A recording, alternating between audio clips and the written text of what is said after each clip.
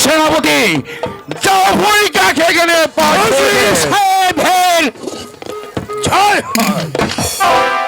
একটিবারে বড় নজিরে আলা শিবা সালা জাফরানির খাওয়ারে প্রয়োজন হলো কেন বলুন উজির সাহেব আবার উঠা যাবো আমি সদাদিকে সৈন্য চাপিয়ে পড়বো আমি কোন রাজ্যের মধ্যে শুধু একটিবার বলুন সেই রাজ্যটি কোনটা জাফরিকা রূপনগরে নবাব মৃত্যুর পরে বেগমের সেবা করছে, রাজ্য পরিচালনা। এখন বলো কি উপায়ে সে রাজ্যটা আমরা হাত করে নিতে পারি?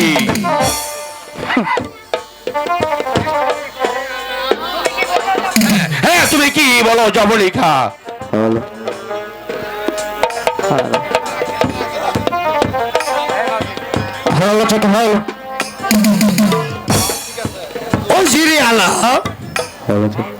পূর্বে যে কথাটা আপনি বলেছিলেন সেই কথাটা ভেবে চিন্তে আমি দেখেছি।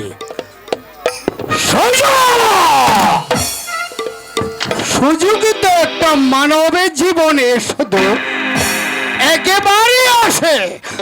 এই সুবর্ণ সুযোগটা যদি আমরা স্বইচ্ছায় ছেড়ে দেই তাহলে অধর ভবিষ্যতে আমাদের অনেক পস্তাতে হবে।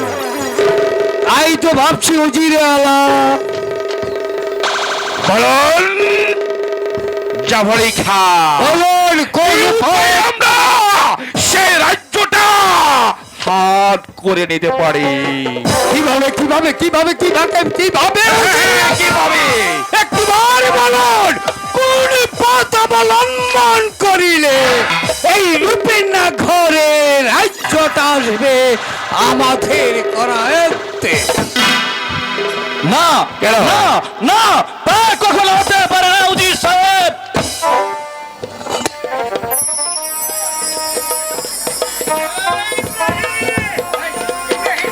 ইব্রাহিম, তুমি কি এসেছো আমাদের কাজে বাধা দিতে? বাধা দিতে নই সেনাপতি সাহেব, আমি এসেছি আপনাকে স্মরণ করিয়ে দিতে। ভুলে গিয়েছেন সেই অতীতের কথা? মনে করে দেখুন, একদিন আপনার পরিবার খেতে পাচ্ছিল না, ক্ষুধার যন্ত্রণায় দু হাত মেলে রাস্তায় রাস্তায় ঘুরে ফিরেছিলেন তো মুঠো খাবারের জন্য।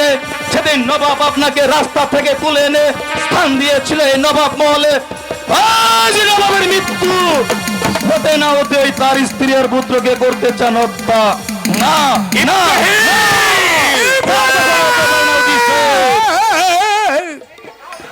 বেরিয়ে যাও বেরিয়ে যাও ইব্রাহিম।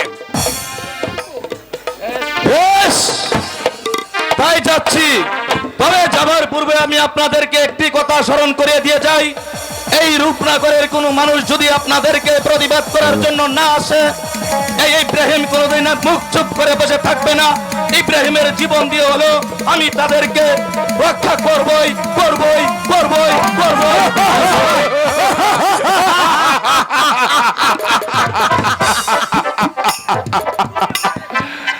আর তুমিও মনে রেখো ইব্রাহিম, বেশি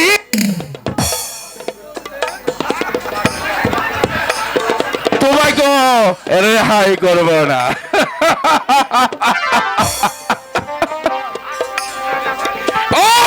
সহ্য হচ্ছে না জাফরিকা।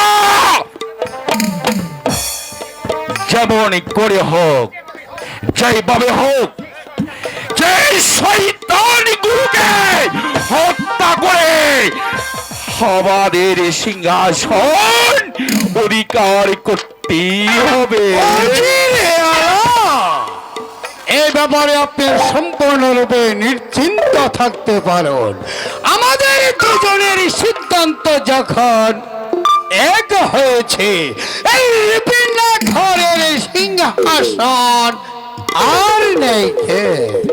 কিন্তু একটি কথা মনে রাখবেন উজিরে আলা, আমাদের ষড়যন্ত্রের মাধ্যমে যদি এই রূপে না ঘরের মাসে না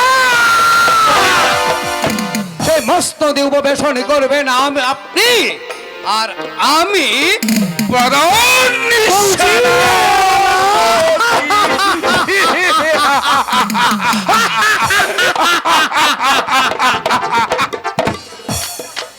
এবার চলো জাফরি খা,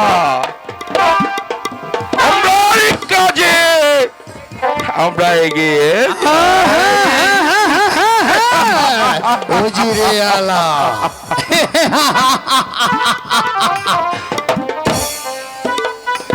যেমনই করি হোক ছলে বলে কৌশলে সেই রবীন্দ্রনাথের সিংহাসনে দখল করবই। উজিরে আলা হবে এই রবীন্দ্রনাথের নবাব, আর আমি হব তার প্রধান। উজিরে আলা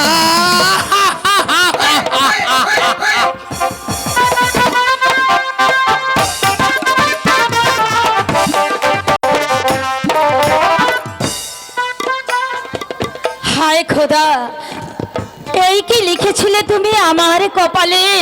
স্বামী আমাকে ছেড়ে চলে গেল পরলোকে, এখন আমি এই শিশু কামালকে নিয়ে কি করে আমি রাজ্য পরিচালনা করব? মা, মাগো, সর্বনাশ, সর্বনাশ হয়েছে বেগম সাহেবা, সর্বনাশ হয়েছে। কি হয়েছে? কি হয়েছে বাবা ইব্রাহিম? শীঘ্রই শিশু কামালকে নিয়ে আপনি পালিয়ে যান। এ তুমি কি বলছো? কেন আমি পালিয়ে যাব কামালকে নিয়ে? সেনাপতি জাফর আলী খা আর ওই শয়তান উমর খা আপনাদেরকে হত্যা করতে চাইতেছে। আমাদেরকে হত্যা করতে চায়? লাভ লাভ অনেক। উজির সাহেব হবে রূপনগরের নবাব, সেনাপতি জাফর আলী খা হবে প্রধান সেনাপতি। শীঘ্রই চলুন, শীঘ্রই চলুন, ওরা হয়তো এখনই চলে এসে পড়বে। ইব্রাহিম, শত্রুর ভয়ে আমি এ রাজ্য ছেড়ে পালিয়ে যাব না ইব্রাহিম, আমি পালিয়ে যাব না। মরতে যদি হয় তাহলে আমি এখানেই মরবো ইব্রাহিম, তবু শত্রুর ভয়ে আমি পালিয়ে যাব না। বেগম সাহেবা, আর তাহলে কি আপনি চান আমাদের এই রূপনগরের শেষ সম্পদটুকু নষ্ট হয়ে যায়? না, ইব্রাহিম, না। না না, তা হতে আমি দিব না। শিশু কামালকে বাঁচতে হবে, একদিন এই শয়তান জালিমদের বিরুদ্ধে রুখে দাঁড়াতে হবে, তাদের সাথে যুদ্ধ করতে হবে, ভেঙে দিতে হবে তাদের বিশ্বাস। চলো মা, আমি যাব না। কামাল! ইব্রাহিম, তুমি আমার বুক খালি করে আমার সন্তানকে তুমি নিয়ে যেও না ইব্রাহিম, তুমি নিয়ে যেও না। বেগম সাহেবা, আজ আমি আর আপনার কোনো কথাই শুনতে পারছি না। বেগম সাহেবা বিদায়, বেগম মা, সাহেবা আমি যাব না। বিদায়, বেগম মা! কামাল! কামাল! হায় খোদা, এখন আমি কি করবো খোদা? কেমন করে আমি এই রাজ্য পরিচালনা করব? কেউ তুমি আমাকে বলে দাও খোদা, তুমি আমাকে বলে দাও।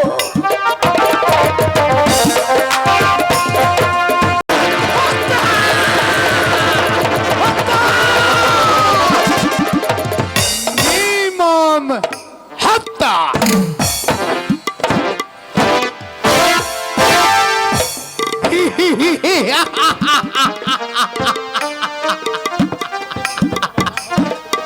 শাহজাদা জামালকে হত্যা, বেগম হোসনা ভানুকে হত্যা। তাহলে তাহলে সেনাপতি জাফর আলীর খার পথ হবে একেবারে পরিষ্কার।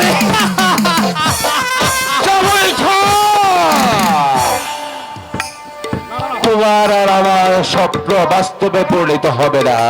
আর পূর্বে কেউ জিরি সাহেবে জানতে পারি পালিয়ে গেছে,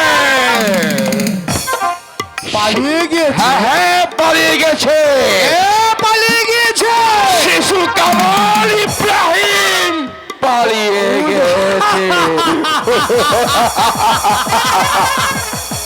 ওজিরি সাহেব, আমি শুধু ভাবছি আপনি কি উন্মাদ হয়ে গিয়েছেন নাকি? হ্যাঁ হ্যাঁ আমি উন্মাদ হয়ে গেছি। যেভাবে হোক তাদেরকে খুঁজে বের করে উজিরে আলা, পাগলের পাগলামি আরম্ভ হয়েছে। আপনার কথা শুনে আমি বুঝতে পেরেছি আপনি মাতাল হয়ে যাচ্ছেন। এত তো শত শত ধারে রক্ষী থাকাকালে কি করে শিশু কামাল ইব্রাহিমকে নিয়ে পালিয়ে যায়? আমিও তো তাই ভাবছি, কি করে পালিয়ে গেল।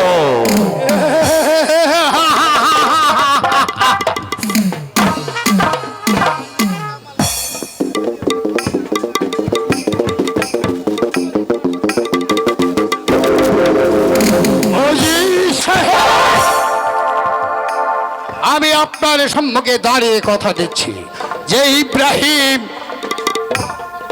শিশু জামালকে নিয়ে শত শত পাহারা থাকা সত্ত্বেও সে ধারে ঢেঙ্গিয়ে পালিয়ে গিয়েছে।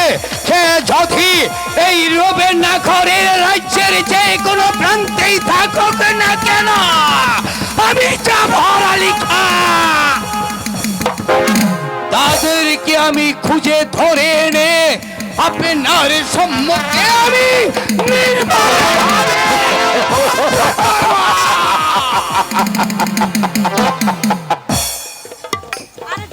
তার পারবে না ইব্রাহিম, তার পারবে না জাফর আলী খাঁ। যে চলে গেছে তাকে আর কোনোদিন তোমরা ফিরিয়ে আনতে পারবে না। বেগমের সাহেবা, আপনি আবার কি বলতে এসেছেন? বলতে তোমাদের কাজের প্রতিবাদ করতে এসেছি। প্রতিবাদ। এ কথার অর্থ কি বেগমের সাহেবা? এর অর্থ এই যে খোদা যার ভাগ্যে মৃত্যু লেখেনি তাকে শত চেষ্টা করলেও তোমরা তাকে কোনোদিন মারতে পারবে না। বেগমের সাহেবা, তাহলে কি আপনি বলতে চান আমরা শিশু জামালকে নিয়ে তার ষড়যন্ত্র করেছি? তোমাদেরকে আমার চিনতে আর বাকি নেই। তোমাদেরকে আমি হারে হারে চিনে ফেলেছি। তাই তো ভাবছি তোমাদের মতো শয়তানকে কি শাস্তি দেওয়া যায়। শাস্তি, হ্যাঁ, শাস্তি। শাস্তি। এই গো! আপনি আর সচককে দেখে যেতে পারবেন না। বেগম সাহেবা, প্রয়োজন হলে আপনাকে আমি বন্দি করতে বাধ্য হব। তোমরা আমার বেতনভুক্ত কর্মচারী হয়ে তোমরা আমাকেই বন্দি করতে চাও? এই কে আছিস?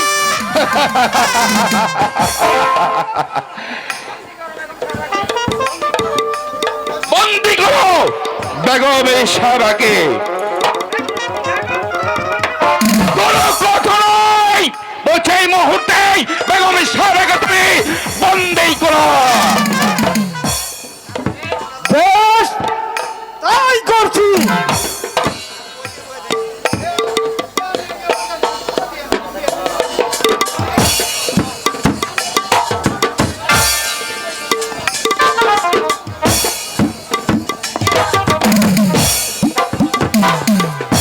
আরে শোনো, ওকে শুধু বন্দি নয়, ওকে নিয়ে যাও কারাকক্ষে। তারপর তার বুকের উপর 20 মণ পাথর চাপা দিয়ে রাখবে। এ হচ্ছে ওমর খাঁর আদেশ। তাই মুহূর্তে নিয়ে যাও বলছি। হায় খোদা, তুমি এই শয়তানদেরকে বিচার করো। খোদা, তুমি এই শয়তানদেরকে বিচার করো।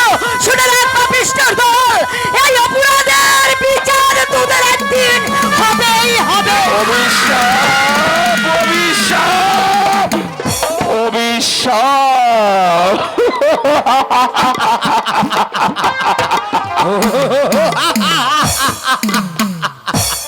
উজির সাহেব, এত বুদ্ধি আপনার মাথায়? এই তো মাত্র শুরু হলো পরীক্ষার জবরিখার বুদ্ধির খেলা।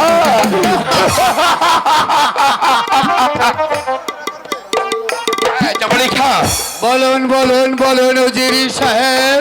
আর বিলম্ব নয়, এই মুহূর্তে চলে যাব আমরা আমাদের কাজে এগিয়ে যাব।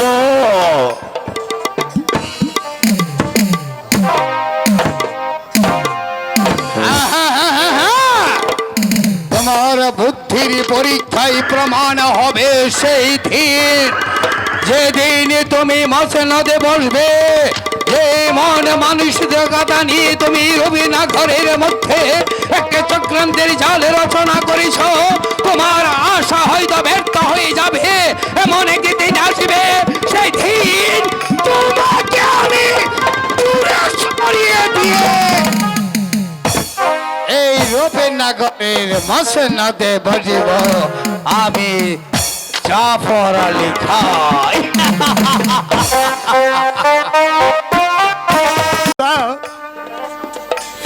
আমার এই সংসারে পুত্র কন্যা বলতে কিছুই নেই। একা একা এই জীবন কেমন করে কাটিয়ে দেব? হায় খোদা, তুমি আমার একটি উপায় করে দাও।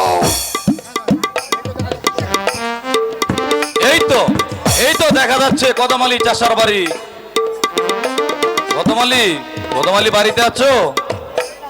কদমালি, কে এই নিশিরাত্রি আমাকে ডাকছেন? আমি ইব্রাহিম।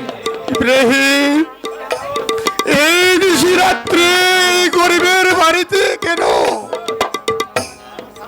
আমি এসেছি কদমালি তোমাকে ছেলেটি দান করার জন্য।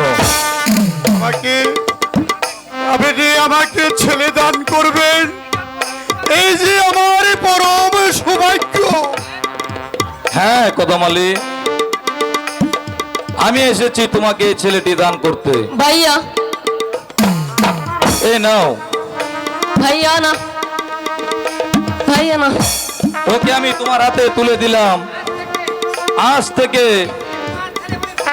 থেকে এই ছেলে তোমার ছেলে বলে পরিচয় দিবে, ভাইয়া, মানুষের মতো মানুষ করবে। ভাইয়া, তুমি আমাকে ফেলে চলে যাবে? ভয় নেই কামাল, আমি তোকে ছেড়ে চলে যাব না। আমি আবার আসবো। ওই দেখতো ওই ডালে কয়টি পাখি? হ্যাঁ ভাই, দুটি পাখি তো খুব সুন্দর। ভাইয়া,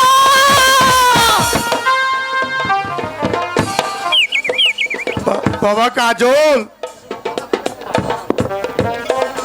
বাবা কামাল, আয় বাবা, তুই আমার কাছে আয়। পিতা গো, আজ থেকে আপনি আমার পিতা। হ্যাঁ বাবা, তোকে লেখাপড়া শিখে মানুষের মতো মানুষ করব। কামাল, তুই যে অনেক দূর থেকে এসেছিস, তোর মুখখানা যে একেবারে শুকিয়ে গেছে। এখন চল বাবা, তোর খাবারের ব্যবস্থা করি।